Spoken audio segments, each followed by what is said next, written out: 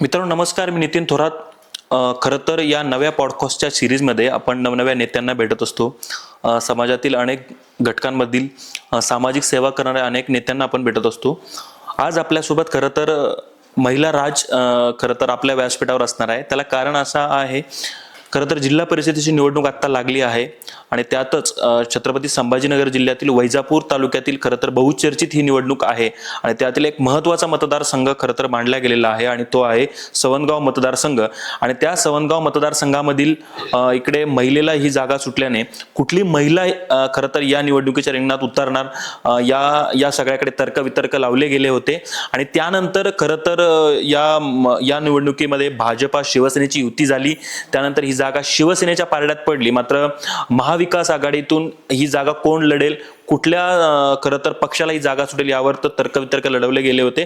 मात्र या ठिकाणाहून खरं तर स्वर्गवासी नंदकुमार शिंदे यांच्या सौभाग्यवतींना ही जागा सुटलेली आहे. खरं तर गेली अनेक दिवस या सगळ्या पक्षफुटीच्या राजकारणानंतर देखील आपली निष्ठा कायम ठेवत शिंदे परिवाराने ही निष्ठा कायम ठेवत शिवसैनिकांच्या पाठीशी आणि सामाजिक कार्यातून मोठं वलय या तालुक्यामध्ये उभा केलेलं आहे. आणि या सगळ्याविषयी बोलण्यासाठी स्वतः पद्माताई माझ्यासोबत. ताई, तुमचं खूप स्वागत आहे पॉडकास्टमध्ये.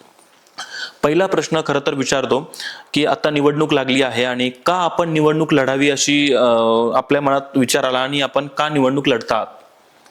मी सोनगाव गटातून जिल्हा परिषद निवडणूक का लढते तर गेले 25 वर्षापासून स्वर्गवासी नंदकुमार शिंदे साहेब त्यांनी हा पक्ष बाळासाहेब ठाकरे तर हा पक्ष सोडला नाही. आणि त्याच्यानंतर कामकाज सुरू होतं. पण एक नंदकुमार शिंदे साहेबांनी खूप कामं केले ह्या सोनगाव गटातून.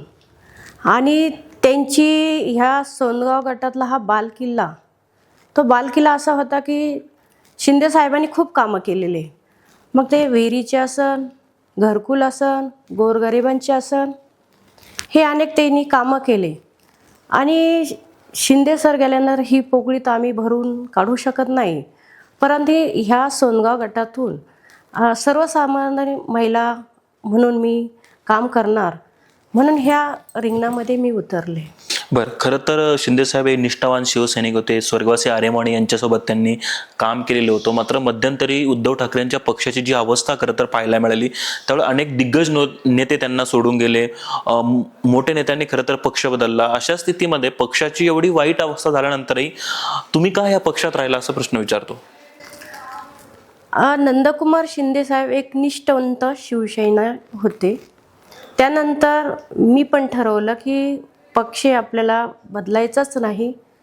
म्हणजे तो कोणी काय म्हणायचं का ह्या पक्षामध्ये काहीच राहिलं नाही, पण आम्ही एक निष्ठावंत 25 वर्षापासून आम्ही आहेत.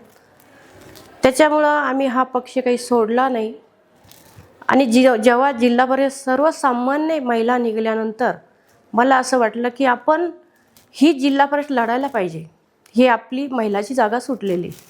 बरं, खरं तर या सवनगाव गटातून आणि बाजूच्याच मतदारसंघातून बोरसरमधून साहेब एकदा निवडून गेले होते. त्यावेळेस हे अनेक कामं खरं तर त्यांच्या योगदानातून इकडे झाले होते. त्या सगळ्यांच्या काही आठवणी सांगू शकाल का आणि साहेबांच्या एकंदरीत सगळ्या कामकाजाबद्दल सांगू शकाल का? आता मी सोनगाव गटातून प्रत्येक गावाकडं जाते. मी म्हणजे असं परसोडा असो, भिवगा असो, हे पूर्ण 17 गावाचा आमचा गट आहे. जिथं तिथं मी गेले तर शिंदे साहेब खूप राजे माणूस होते.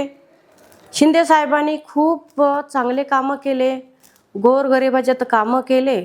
परंतु कोणाच्या अडीअडचणीमध्ये, सुखादुःखामध्ये ते नेहमी त्यांच्या नेतृत्वाखाली ते चालू होतं. तर मी म्हटलं की आपण पण हे कामं केले पाहिजे. बरं, खरं तर तुम्ही मागच्या एका निवडणुकीतही खरं तर शिंदे साहेब उभा होते. मात्र अगदी थोडक्या मताने तुमचा पराभव झाला होता. शिवसैनिकांच्या हा पराभव खूप खरं तर जिव्हारी लागला होता. तर या सगळ्यानंतर खरं तर मतदारसंघाची अवस्था कशी झाली आहे खरं तर तुम्ही काल सांगितलं बोलताना. काय त्या सगळ्या आपल्या मतदारसंघाबद्दल सांगाल आणि नागरिकांच्या ज्या सध्या तक्रारी तुमच्याकडे येत आहेत त्याबद्दल काय सांगाल? तक्रारी अशा येतात की मी आता पूर्ण गावोगावी फिरले. ते म्हणतात की मागचे 5 वर्ष काहीच कामं झाले नाही. रोडचे असन, त्याच्यानंतर पाण्याची व्यवस्था नाही, आम्हाला नळ पाहिजे, डीपी पाहिजे, गेले 5 वर्षापासून कुठली कामं झालेली नाही. बरं, खरं तर साहेब देखील एक निष्ठावान शिवसैनिक होते. साहेबांनी देखील कधीही पक्ष बदलण्याचा विचारही कधी केलेला नव्हता. मात्र या सगळ्या फुटीच्या राजकारणानंतरही निष्ठावान शिवसैनिक लोक काल आम्हाला तुमच्यासोबत तिकडे दिसले. या सगळ्या लोकांचं प्रेम बघून काय वाटतं हो? ह्या जनतेचं प्रेम असं आहे का की ह्या ताई 3 महिन्यापासून फिरताय आणि ह्या पक्षामध्ये काहीच पडलेलं नाही आहे. कोणी म्हणायचं तुम्ही पक्ष का सोडत नाही, पण एक निष्ठावंत पक्ष माझ्या मिस्टरांना पण सोडला नाही आणि मला पण सोडायचा नाही आणि मुलं पण सोडणार नाही. पण खरं तर कुणी एखादा राजकीय व्यक्ती जेव्हा राजकारणामध्ये निवडणुका जिंकतो, हारतो, परंतु एक विचार करतो की आपण सत्तेत जायचं आहे, सत्तेतला पक्षात जायचं आहे. असं कधी मनात विचार आला नाही की आपल्याला राजकारण करायचं आहे, पण सत्तेतला पक्ष कोण आपण केलं पाहिजे आणि पक्ष बदलला आपण पाहिजे, असं कधी मनात विचार आला नाही का? मनात विचार आलाच नाही आणि आपल्याला सत्तेत पण जायचं नव्हतं. फक्त मला एक रिझन होतं की मला गरिबांचे कामं करायचे, महिलांना सक्षम बनायचं आणि एक महिलाच ते काम करू शकते आणि महिला जिथं तिथं जाईन तिथं तिथं महिलाचं काम दिसलं पाहिजे, असे मला तरी असं वाटतं. बरं, खरं तर तुम्ही आता मतदारसंघात फिरतात, साहेबांच्या काही आठवणी नागरिक सांगतात का? आणि किंवा साहेबांनी केलेल्या कामाबद्दल काही अजूनही ऐकायला मिळत असेल तर एखादी आठवण सांगू शकाल? मी प्रत्येक गावामध्ये जाताना शिंदे सरांनी घरकुलचे कामं दिले, शिंदे सरांनी शाळा दिली, शिंदे सरांना हापशा दिला, शिंदे सरांनी हौदाचे कामं केले. म्हणजे एवढ्या आठवणी शिंदे साहेबांच्या आहे. बरं, काल मी तुमच्याच एका मतदारसंघातल्या गावात गेलो होतो. तिकडेही अनेकांनी साहेबांच्या आठवणी सांगितल्या. या सगळ्या विषयावर मुद्दा इकडे अडकतो की गेली 5-7 वर्षांपासून इकडे 2 टर्म दीपक सिंग राजपूत हे निवडून जातात. तुम्ही आता मतदारसंघात फिरतात, काय परिस्थिती सांगते आणि काय लोक तिकडे तक्रारी करतात? काय सांगतात लोक सध्याला या मागच्या सगळ्या परिस्थितीबद्दल?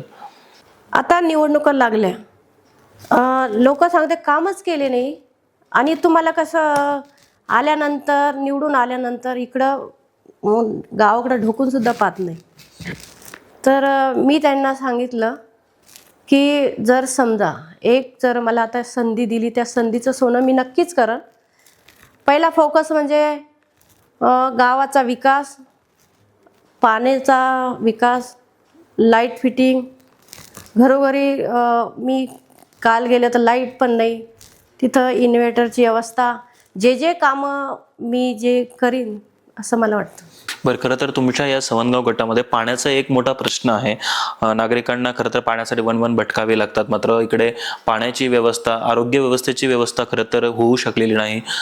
काय नागरिकांना किंवा काय तुमच्या या सगळ्याबद्दल तुमचं विजन आहे आणि काय तुम्ही करू इच्छिता तुमच्या मतदारसंघासाठी? पहिली गोष्ट, गावामध्ये आपण शाळा सुरू करू, त्यानंतर एक आरोग्य म्हणून आपण दवाखाना सुरू करू, त्याच्यानंतर जे इकडं येण्या जाण्याचा जर समजा शिक्षणासाठी पण एक मला वाटतं एक बस आपण प्रत्येक गावामध्ये सुरू करू. हे मला कामं माझे करायचे. तुमच्या मतदारसंघातल्या नागरिकांना आणि मतदारांना काय संदेश द्याल तुम्ही? प्रत्येकाला असं वाटतं की एक महिला आहे, पण महिलाची ताकद म्हणजे ती गावाची ताकद आहे आणि ते महिला एक सक्षम असल्यामुळं प्रत्येक गोष्टीला महिलांसाठी मी छोटा उद्योगगृह करू शकते. प्रत्येक गावामध्ये महिलांसाठी शिलाई मशीन ते पण उपलब्ध करून देऊ शकते. परंतु एक मी महिला आहे, ती महिला समजा एक सत्ता असली तर माणूस म्हणतं कामं करतात.